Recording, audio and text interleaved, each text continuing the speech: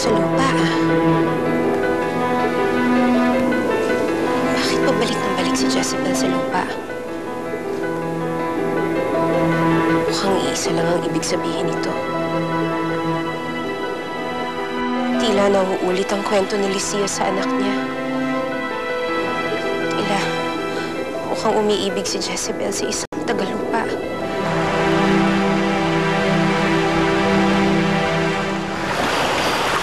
Derbula, halika na. Muna tayo.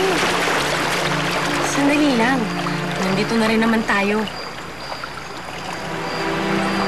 Tingnan mo sila. Anong ginagawa nila? Halika na, baka mahuli pa tayo eh. Sige na nga. Wala namang kwenta dito sa lupa.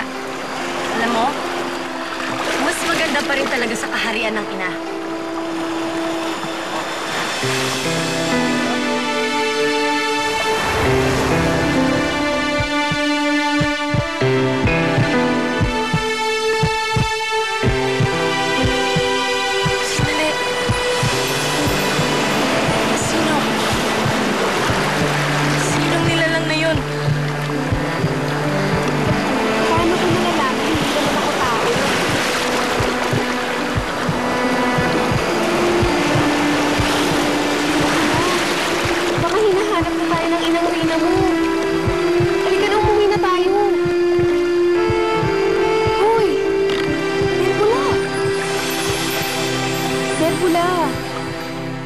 Mahal na Reyna.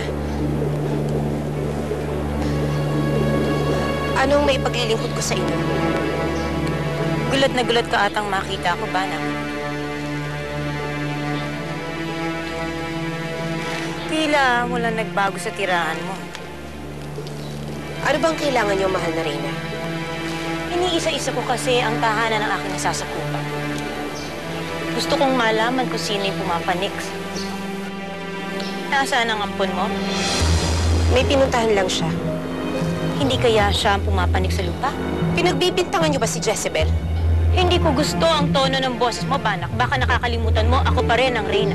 Marahil ay umuyuko ako sa harapan ninyo. Marahil ay tinatawag ko kayong mahal na Reyna. Pero dito sa puso ko,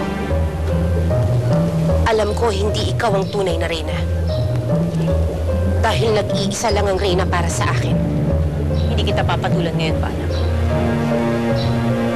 Pero oras na magkamali ang ampon mo, hindi ako magdadalawang isip na ipakain siya kay Utivo.